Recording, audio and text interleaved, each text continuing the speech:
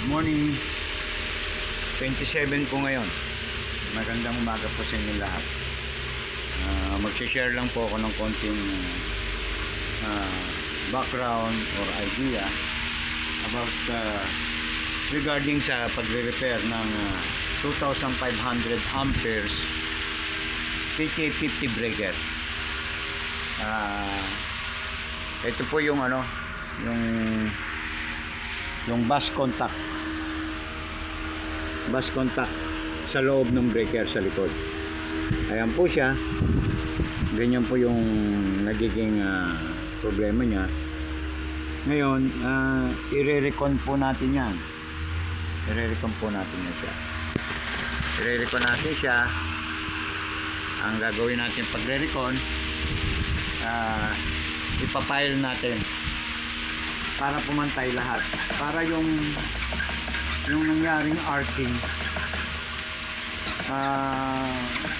nung time na naglo-load siya is matanggal, kasi po mataas po ang load nito.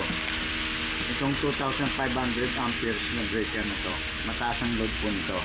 I think umaabot siya ng mga 700 to 600 kilowatt. Ngayon, yan, ganyan po, ipapile natin para pumantay lahat, bumalik siya sa dati. Although may time na kung medyo hindi na talaga kakayanin, huwag na natin gawin, kasi magkakaroon lang tayo ng problema.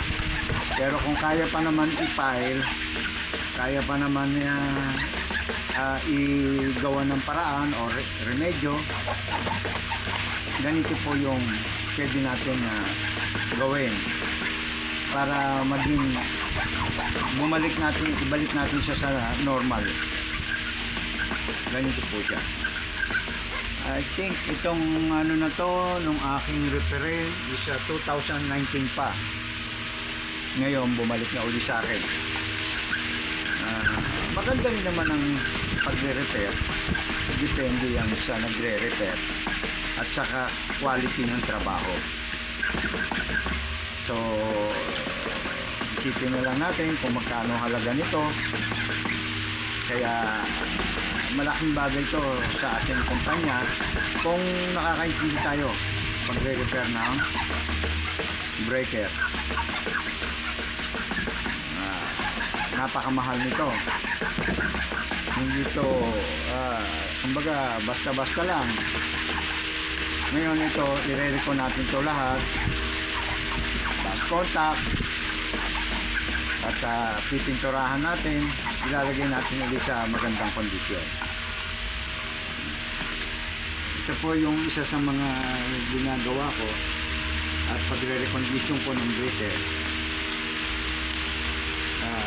Na katulad ng ganito, 50 na generator, 1 megawatt, ganito po yung breaker niya na nakalagay, nakabit. Kaya yung arcing nito kapag ka naglo-load, masyadong malakas, masyadong mataas.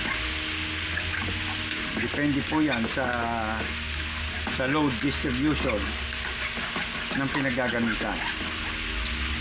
Ganito po siya.